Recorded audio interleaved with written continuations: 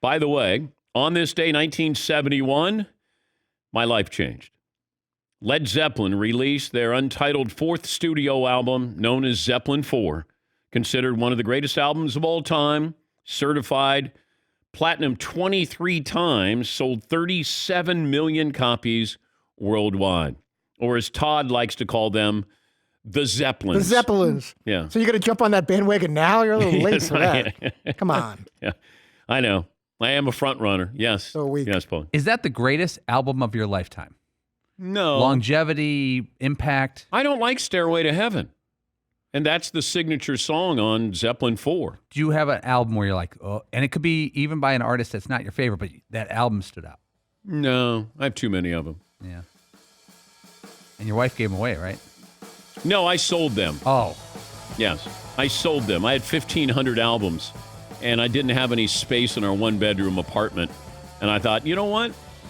I'm going to make room for her shoes and her clothes, and I'm going to sell all the albums.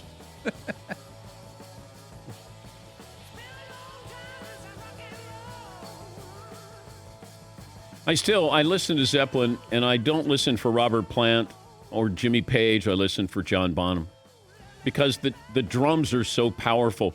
I remember at Howard Stern's birthday party, and I met Dave Grohl, and I said, hey, I just want to thank you for your ability to, as a drummer.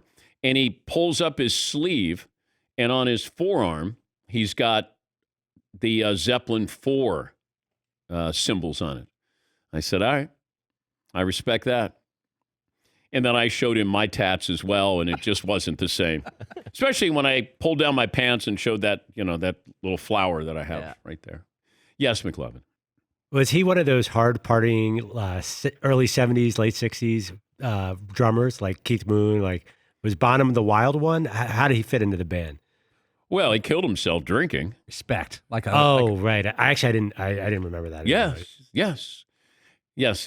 His son would tell a story, John Bonham's son would tell a story about like the kind of guy that his father was, and that he had one time gone into a Rolls-Royce dealership and was looking to buy him, and they were really dismissive of him just based on the way that he looked. And so he goes in, he did something like he bought the car, drove it through the window, and then was like, I'll take two actually, and then left. Like that he was just like an absolute wild man. Well, Keith Moon scared people who were wild. The Who drummer. He actually, I remember Charlie Watts would talk about Keith Moon. He goes, oh my God. Like as soon as you said his name, it was like people started to get nervous as if he was coming back to life. But, John Bonham, he ended up choking on his own vomit because he had drank so much during an afternoon. And, but the way he played, his nickname was Bonzo. He was a different style of drummer there. Yeah, Paul. According to the report about John Bonham, the day that he died, he went out to breakfast before rehearsal and drank 4 quadruple vodka screwdrivers, which is a total of 16 shots of vodka. That was breakfast. Yeah. And then the rest of the day happened. Yeah. Yeah, McLovin. I watched this documentary on drummers recently, and it's interesting. I think you'll appreciate this. They said there was a period where the Beatles were the greatest rock band, then the Rolling Stones, and then Led Zeppelin was the greatest rock band. It was like a handoff from the three bands because the Beatles retired. I just never thought the Beatles were a rock and roll band. I think the Stones are the greatest rock and roll band of all time. But I love Zeppelin. Are they in the discussion?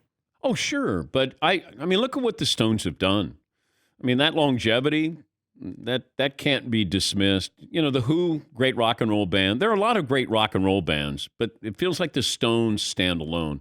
Beatles, to me, they were on their own, level. Like they to me could be anything you wanted them to be. I didn't look at them as just a rock and roll band. And it's weird, when you think of rock and roll bands, and Zeppelin's greatest song is Stairway to Heaven, which does have rock and roll in it. It's what you would call a power ballad. and so whenever you'd have like Guns N' Roses, like all these hardcore rock and roll bands, they'd always have the soft ballad in there. And I don't know if that was an homage to Led Zeppelin with Stairway to Heaven, but it always felt like, hey, we're a rock and roll band, but we can be sensitive as well. Yes, Paulie. Those are some of the biggest hits for those bands, though. These bands like Is it Poison? Yeah. Every rose has. Is that a rose had thorn? Home Sweet Home by Motley Crue is one of the most successful songs. That was the formula. You have you come out with like the big rocker to get everybody fired up, and then your next single is the power ballad. They all followed it in the 80s. What was Guns N' Roses? Sweet Child of Mine. Oh, yeah. November Rain. November Rain. November Rain. Yeah. Oh, good song. Yeah. But none of them nerded out with the Tales of Mordor and the Lord of the Rings stuff that Zeppelin did. See, that's the only bummer. I maintain Zeppelin could play great music. They didn't write great music.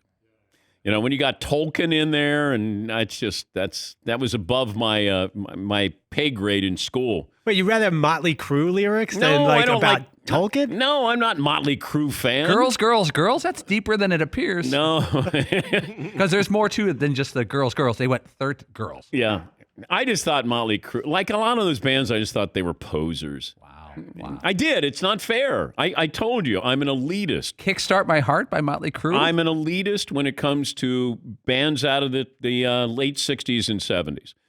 Although the 60s is great music. 70s, I had some bad music. I did. As much as I'd love to claim the 70s, 60s, that was awesome.